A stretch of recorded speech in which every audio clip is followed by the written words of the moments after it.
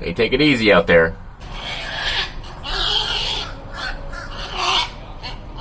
What's going on, everybody, and welcome back. Now look at that 428 sitting behind us there. She's going home today. Right now we're actually sitting on the Contender, and well, let me just show you. Starting to come along.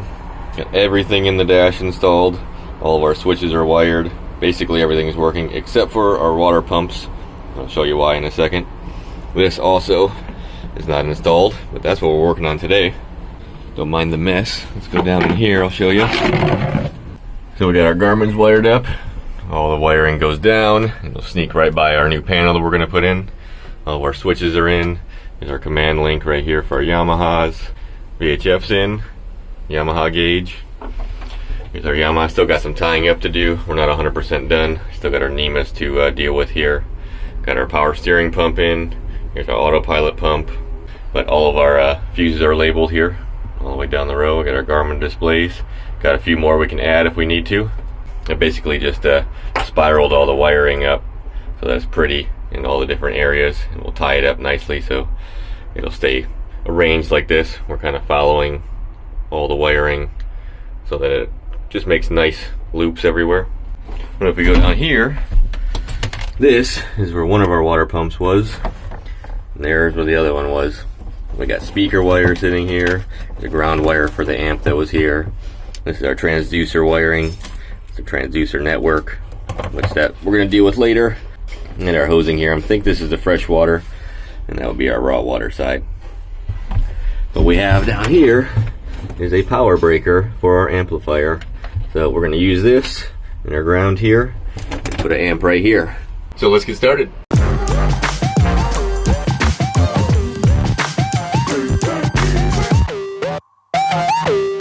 Well, alright, I pulled the stereo up because this was just a dummy stereo. I don't know if it works or not. We're going to find out. We'll plug it in and see. Here is our amplifier. But before we do any of this here, let's turn the power on. I actually haven't even lit up these Garmin's or anything yet, so let's see if anything works.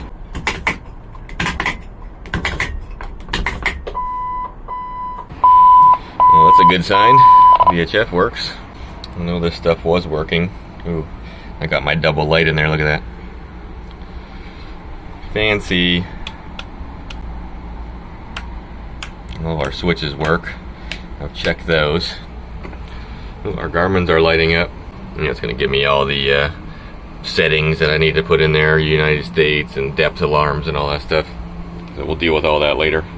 Right now, let's head to the warranty room. So here, we've got lots of dead components. I know we have some of those stereos. Oh, here's one right here, let's grab that. Another one right here. Grab that one. And there was another one right next to the other one, we'll grab that one. Oh, there's a few more on the top shelf, but we'll leave those for now. Let's just check what we have. Alright, we got our test leads hooked up here, so we can cut our wires and see what these things do when we light them up. We just cut these plugs off because these are all warranty, and I can assume that none of them are going to go back.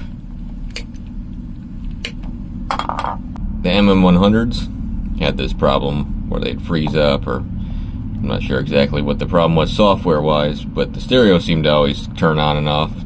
But stuff froze, or you couldn't use Bluetooth, or lots of different weird things happened. So the new ones that we're waiting for, which are back ordered, don't have that problem. Let's get our wires cut and see what this does. Not worried about hurting it. It's already dead. Well, that one works. I wonder what it does when it fires up though. Check tuner. I wonder if we can change the source.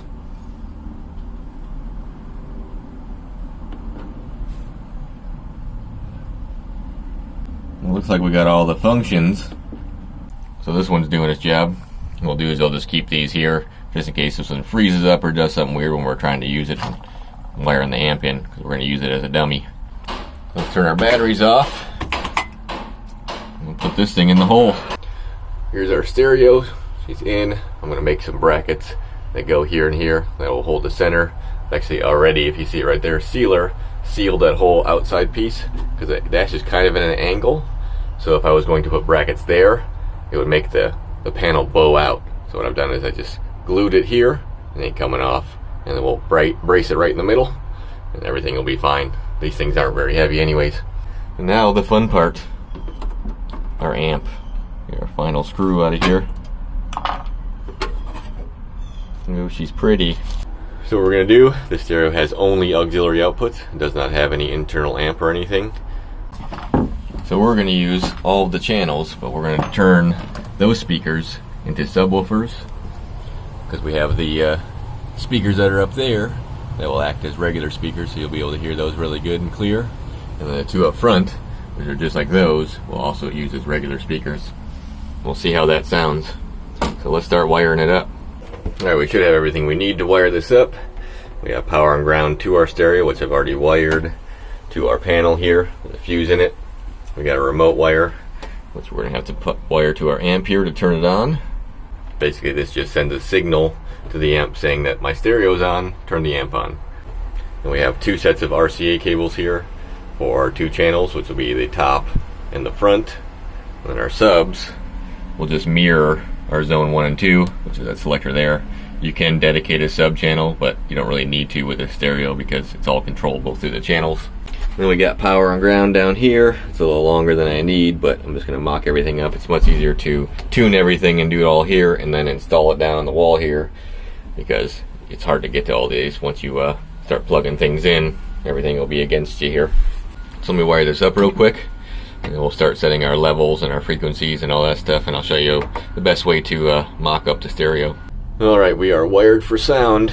We've got no speaker wires hooked up, but we have all of our remote power hooked up here and our RCA cables in. Let's fire it up and see if she turns on. Yep, we've got a red light. There's our power, so that's good. Now let's go to our stereo and get some sound coming out of it. Well, let's delete all the devices out of here first, and we can connect a new device. It's in pairing mode.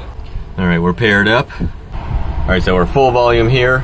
We want to turn this to about 3/4 volume so we can set our amp up. So the first ones we're going to do are our tower speakers, which are right here. And somebody labeled these already, so the starboard side, that's the right speaker. We're going to use zone 1 here on this. We're just going to do them one at a time to make sure we got sound coming out of all of them. Well, it sounds like that one's working up there. Let me pause that real quick. So what we're going to do is, frequency doesn't matter on this one because we're in full mode. So 32 Hertz is the low end, 320 Hertz is the high end here. That's only going to matter when we get to our subwoofer. And usually around 80 to 100 seems to be, 32 Hertz is a very low sound. Most people can't even hear it. So we'll adjust this as we go and see what it sounds like. But for our first ones here, what we want to do is, since we got 3/4 on our stereo up here, we want to pretty much run our level until it starts distorting. And that's where you want to leave it, right at that, right about where it starts to distort. So let's turn this back on. Turn this up.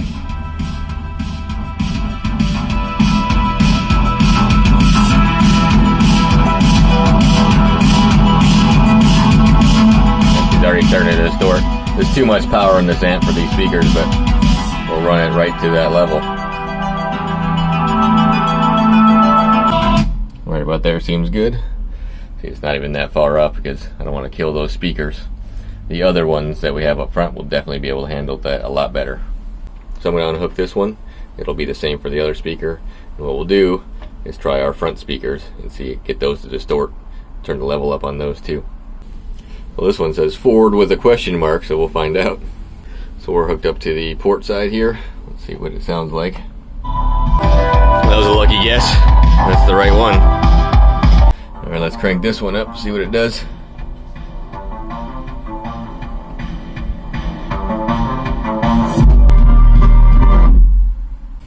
Alright, now let's turn these into subwoofers. These ones aren't labeled, so we're going to guess again. Alright, we got a sub hooked up. Let's see what it sounds like.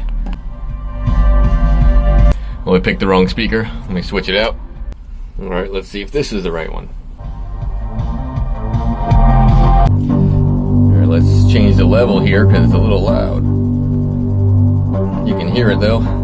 That bass kicked back in, hold on. also have our Subsonic here, which will filter out. A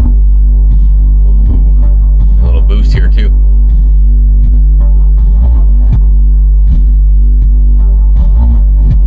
We're down pretty far.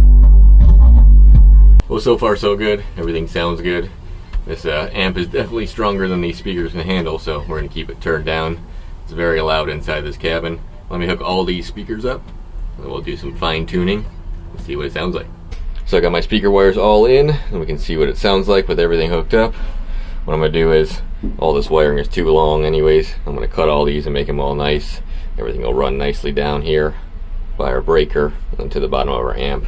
But it's much easier to mount this, get all our wiring straight to where it goes, pull it off of the wall, put everything back in, because you can almost not get this angle up against the wall to get this wires fed in. I've done that, tried to do that before with stuff that was already mounted, and it's much easier just to have it off the wall. So let's go see what it sounds like. And here we go.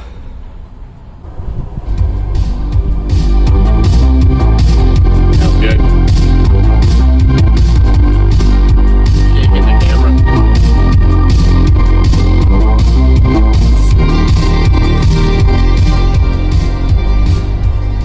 It's plenty loud enough. All right, now I got this mess of stereo sitting here and all this wiring and everything. Let me get this amp installed here. It's going to take a little bit of time to make all those wires nice and pretty. So we'll cut back to when it's all in its new home. Well, here she is. This is just loosely tied up. The stereo is going to be replaced, and I'll make that a lot prettier. Probably go on the top here on both of these. I got the wiring and everything. All this stuff will be tied up a lot better than it is now. I know we're getting a stereo for it, so this is just kind of loose. And everything follows all the way down, and then we'll tie it up nicely along the edge here. Our amp is fully installed. Got a little clip on it to hold the wiring against the wall there so you don't knock it off on accident or kick it or anything. Everything else is tied up nicely. This follows right along and goes up in the hole. This is kind of messy here. We're still going to do some tying and sorting here of this wiring. Got the pumps to put in. I still also got to make those brackets for that, and I still got a lot of other little things to do to the boat here, so hopefully on the next video we'll be about wrapped up with this one. So as always, I'm going to continue plugging along here, and I appreciate you watching, so I will see you next time. Later. I know, Oscar, I'm sorry. We'll be together soon.